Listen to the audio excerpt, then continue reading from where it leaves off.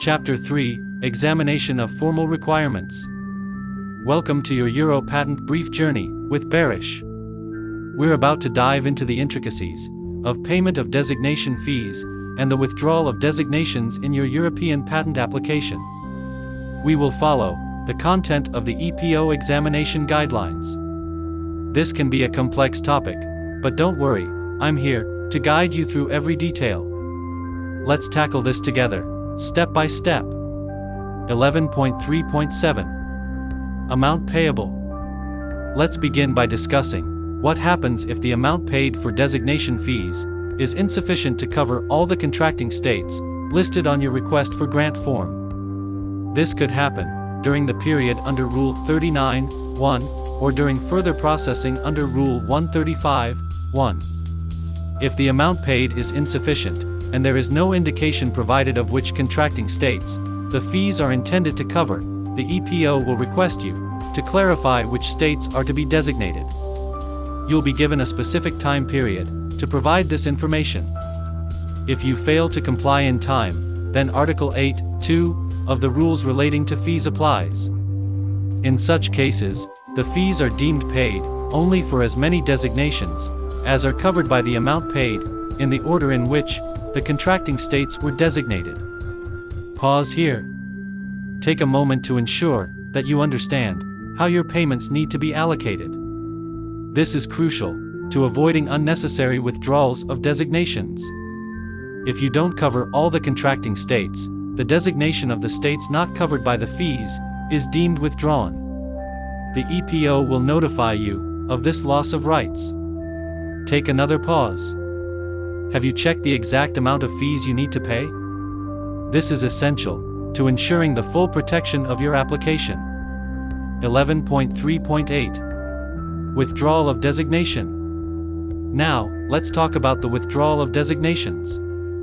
As the applicant, you may withdraw the designation of a contracting state at any time before the patent is granted. However, any designation fee that has already been validly paid is not refunded when a designation is withdrawn. It's important to note that withdrawing the designation of all contracting states results in the application being deemed withdrawn. The EPO will notify you if this happens. But there's more. Once a third party proves to the EPO that they have initiated entitlement proceedings, you cannot withdraw a contracting state's designation until the EPO reinitiates proceedings for the grant of the patent. Pause here, reflect on your strategy. Would you consider withdrawing any designations? Make sure your decisions align with your overall patent strategy. The applicant may also withdraw designations when filing the European patent application. For example, this might be done to avoid overlapping prior national rights with the priority application under Article 139(3). Even if the designation fees are paid in time, those designations that you have withdrawn will not be reactivated. Furthermore, no Rule 112(1) communication will be sent in respect of the failure to pay designation fees for any designation that has been withdrawn. Pause here. Reflect on your designation strategy. Have you considered the possibility of withdrawing certain designations? This is an important decision to avoid unnecessary payments or conflicts.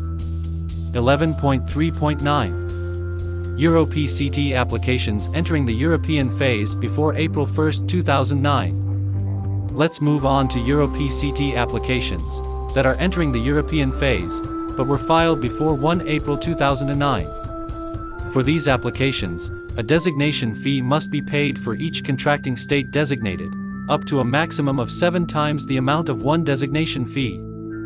This allows you to designate all contracting states. The designation fee must be paid within 31 months of the filing or priority date, unless the time limit specified in Rule 39(1) has expired earlier. If no designation fee is paid within the basic period under Rule 159(1)(d) for a Euro PCT application entering the European phase, the application is deemed withdrawn. According to Rule 160(1), the EPO will notify you of this loss of rights under Rule 112(1). In response to this, you can request further processing according to Article 121 and Rule 135. Pause here.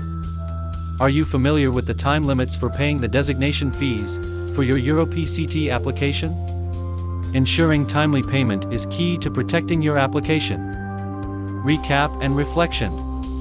Today we've covered the critical points regarding the payment of designation fees, the consequences of non-payment, and the withdrawal of designations. We've also touched on the specific requirements for EuroPCT applications. Take a moment to reflect on these procedures. Have you fully considered your strategy for designating contracting states? In our next session, we'll explore further aspects of the formal examination process. For now, take a deep breath and review today's material. You're making excellent progress. Keep up the great work. Remember, the key to mastering these details is consistent practice and review. Listen to this content as many times as needed. Thank you for your continued dedication. See you in the next session.